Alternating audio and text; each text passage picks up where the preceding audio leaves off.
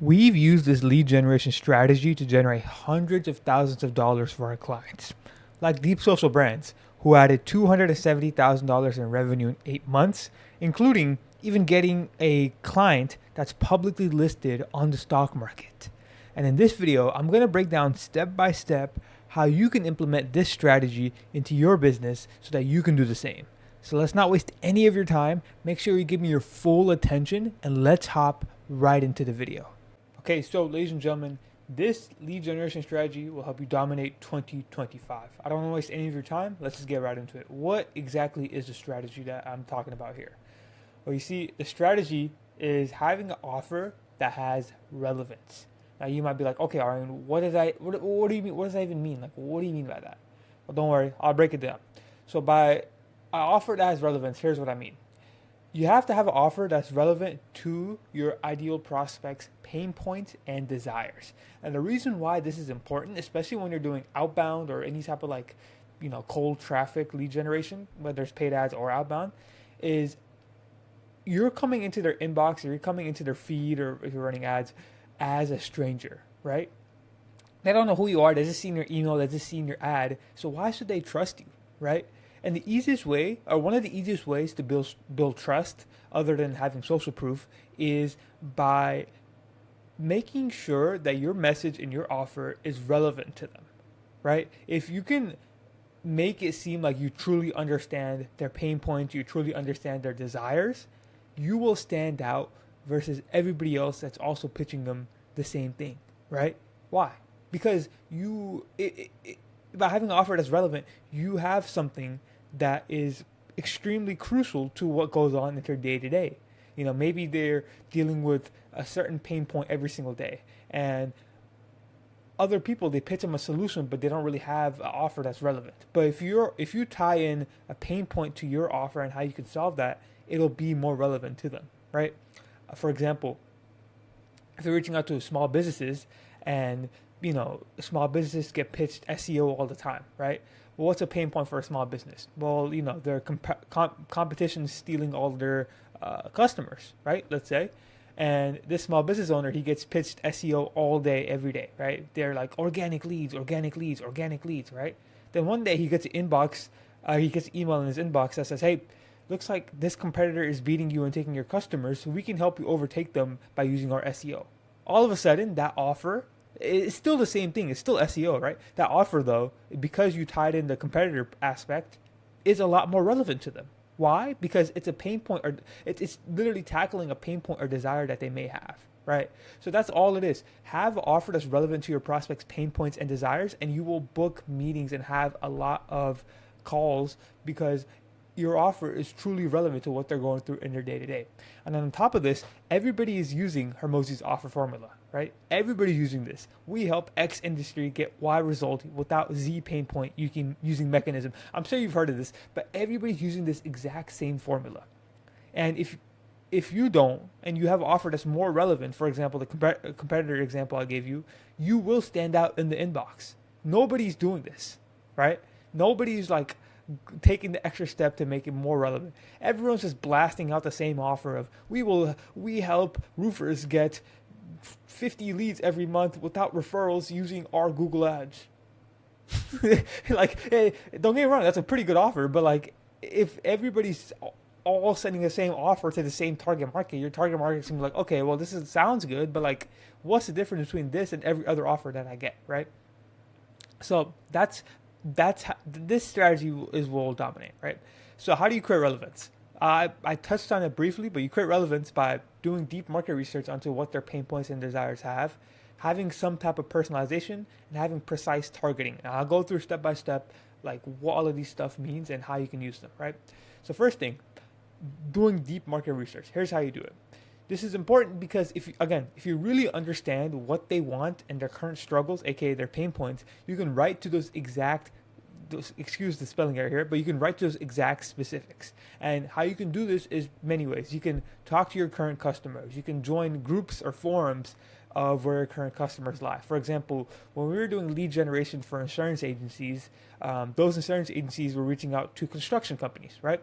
So what we did was we got into Facebook groups of construction companies, and we literally got in there and asked them, hey, what's some, like, how's your insurance? Like, is it a lot of money? Like, what's some pain points? What do you like? What do you not like? Right? And by doing so, we were speaking exactly to our customers, getting getting direct market feedback from what their pain points are, what their desires are, and we were able to write pretty good emails based off of that. Right? You can talk to your current customers, or you can do a method like that. But in this example, I'm just gonna show you the GPT prompt. Right? So basically, I believe this prompt I got either from Buzzlead, Troy Aiken from Buzzlead, or maybe Coley Mal Chris. I don't know who this is. Credit goes to y'all. This is not to me. But basically, you say, hey, you are an outbound expert that operates a lead generation agency. One of your outbound clients is for this company that works with this. So I put in my client's website and I put in who they work with. Please answer the following questions to help us uncover this messaging.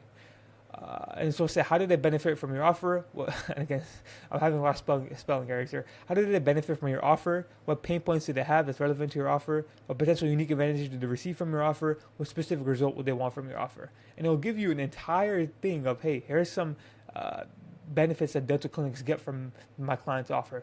Here's some pain points that dental clinics have that's relevant to this offer. Here's some unique advantages. Here's specific results, right? And then what you can do is you can be like, hey, tell me more about this pain point and how my services can help them. And you'll go into more detail of, okay, here's what Magnuson film can help them. Here's some pain points they have, blah, blah, blah, blah, blah, right? So all of this right here, like this and this, is fantastic ammo for you to use in your emails. Like all of these can be used as different angles for your services, and you could tie your offer into it. So what I mean is, you have, okay, let's say some pain points, right? You can use patient acquisition as a pain point. You can say lack of patient trust as a pain point, right? Let's say you pick two angles for you to use in your cold email. In the first email, or in the first for email 1A, you say, hey, dental clinics often struggle to stand out in the crowded market. Okay, hey, we can help you beat your competition and make you the leading dental clinic in New York City. The second one is, okay, hey, do you have videos that build trust with your audience? If not, we can help you build that trust by using our videos, blah, blah, blah, blah, right? So all of this, it can just be used as angles in your for your offer in your emails itself, right?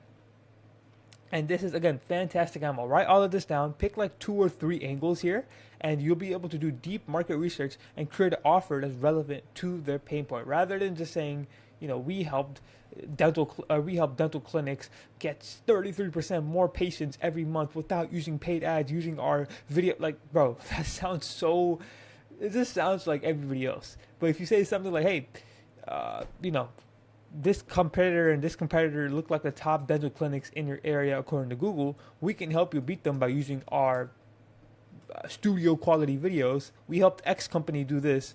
Would you be open to learning more? If you say something like that, they're more likely to reply to you because it's more relevant to the pain point they have.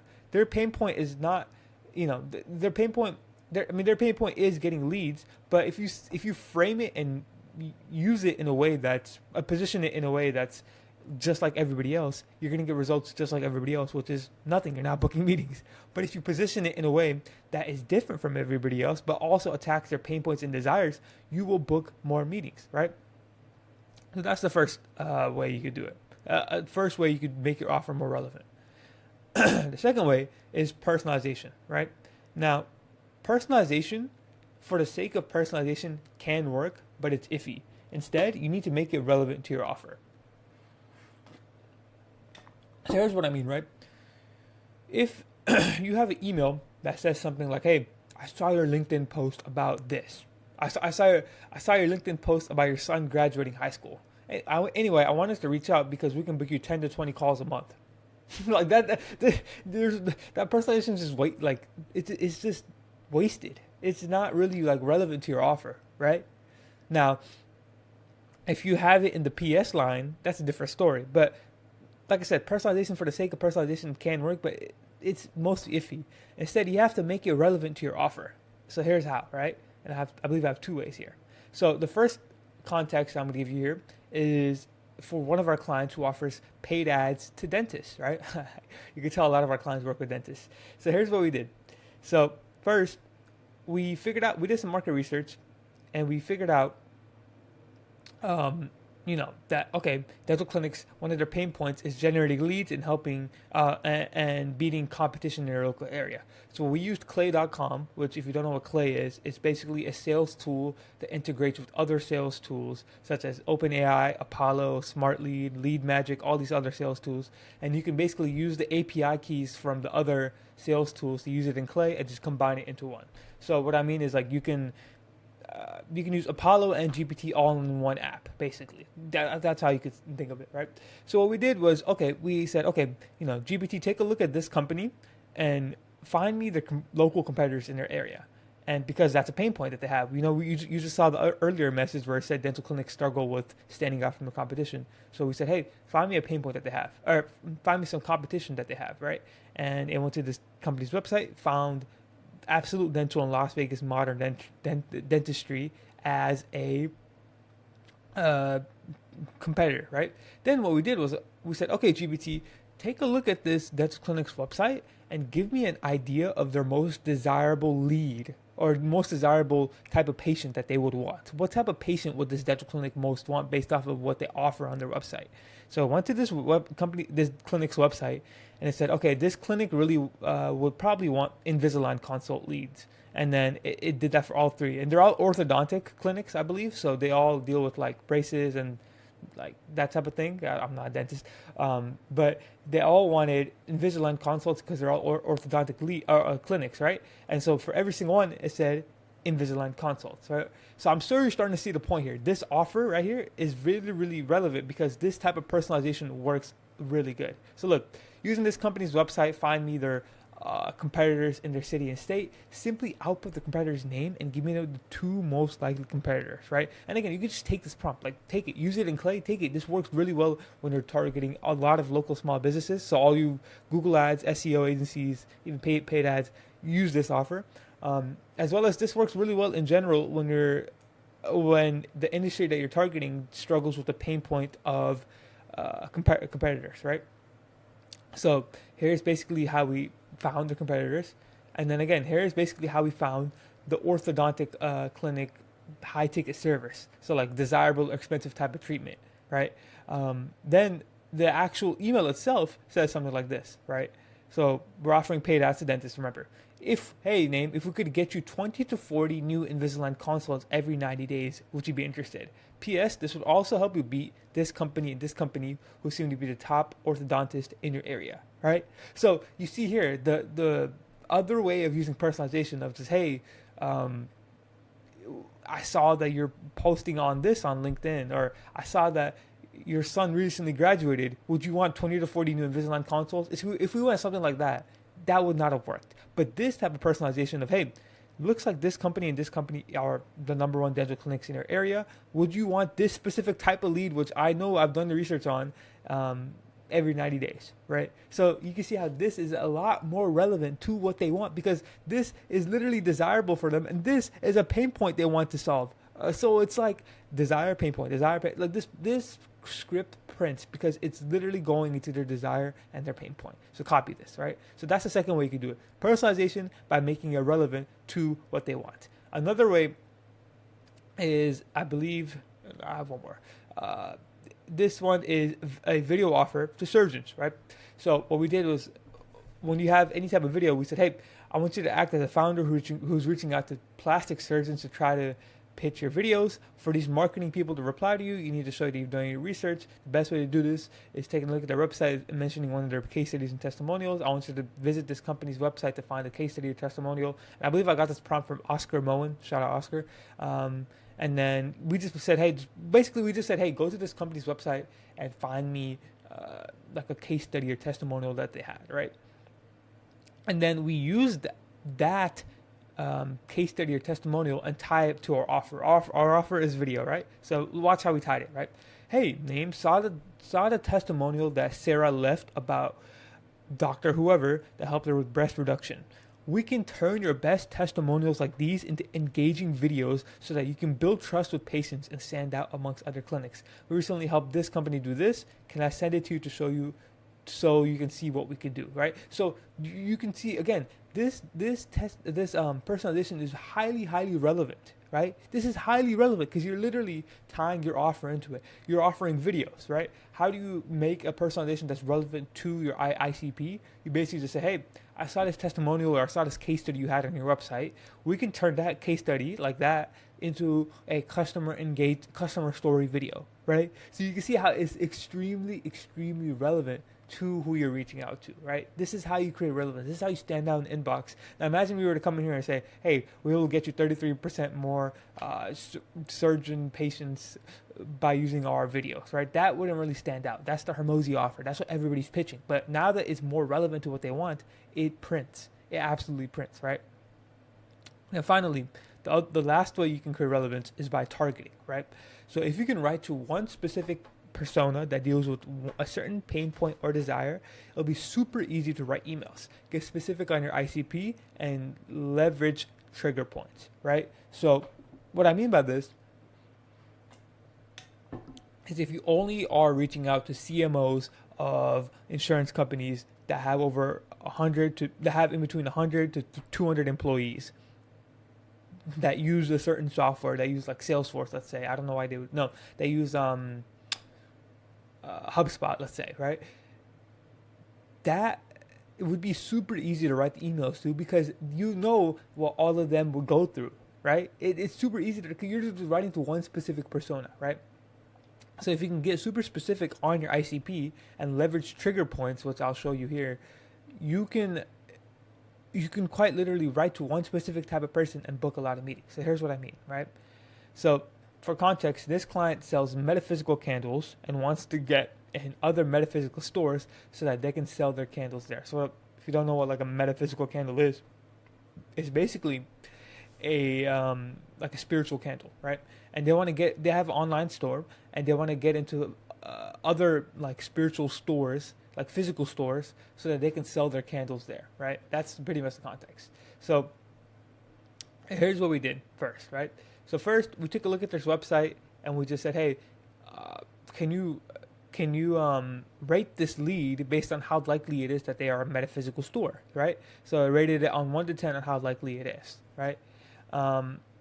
Actually, I'll show you step by step. So this is the entire Clay workflow, but let me show you how this works. So the first thing that we did was we scored the lead on how likely it is, 1 to 10 and if they're a metaphysical store. So you can see here, hey, take a look at this company's website. Let me know if this is a metaphysical supply store. Score the lead on 1 to 10 on how likely it is that they're a supply store, and only output the score itself, right? And the reason you do this is so you're only reaching out to your ICP, right? So for example, sometimes let's say you're reaching out to we had this example.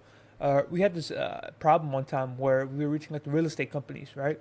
And for real estate companies, you know, some of them were like construction related, some of them were architecture, and we just only wanted but they were all filed under real estate on Apollo, but we only wanted to go after real estate. So what we did was we're like, okay, GPT, take a look at this company's website and just filter out all the other construction and architecture related companies, and it did.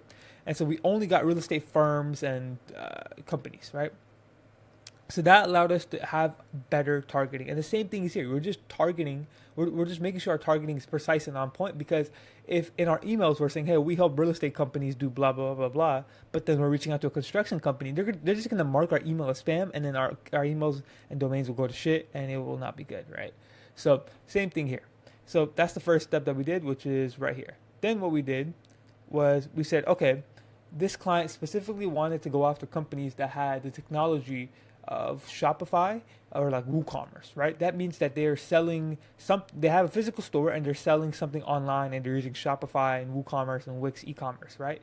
So that's what we did right here, right? We used Built With and some Clay credits to basically see if they have Shopify running or they have WooCommerce running, and that's what we did right there, right? So once we got both of those information, our targeting is better, and we know that they're using some type of Shopify or WooCommerce store. What we did was in our email itself, we said, hey, I saw that you use a WooCommerce store on your website for your products. If you also have an in-person store, our Vedic candles can be a great addition to your store, offering 12 unique occasions, blah, blah, blah. Each candle does this, which you open a 2-page overview, right? So basically what we were able to do was we were able to first define the targeting of, okay, we only want to reach out to one specific type of persona, and then we said, okay, is this company on Shopify? Is this company using Wix e-commerce? Is this company using WooCommerce? And once we got that data, we can then leverage that in our email and create an offer that's a lot more relevant to their to who we're reaching out to, right? So literally, we're just like, hey, I saw that you use a WooCommerce store on your website for your products. If you also have an in-person store, our Vedi candles can be a great addition to your store. So like, it's super relevant to them, right? Because one, they're a metaphysical store, and two, they're also using WooCommerce or Shopify, right? So I hope you guys see the point here. This is hyper relevance to who we're reaching out to, right? So, ladies and gentlemen, that is pretty much it. That's how you can create. That's the lead generation strategy that will dominate in 2025. To kind of summarize here, make your offer as relevant as you can to your ICP, and you will book calls and sign customers. Like and subscribe for more content like this. And if you're a B2B business making over $30,000 a month or more, and you want someone to make relevant offers and reach out to your ICP and get you results like these, click the link below and we can book a time to chat. But other than that, thank you so much for watching, and I'll see you all in the next one. Peace out.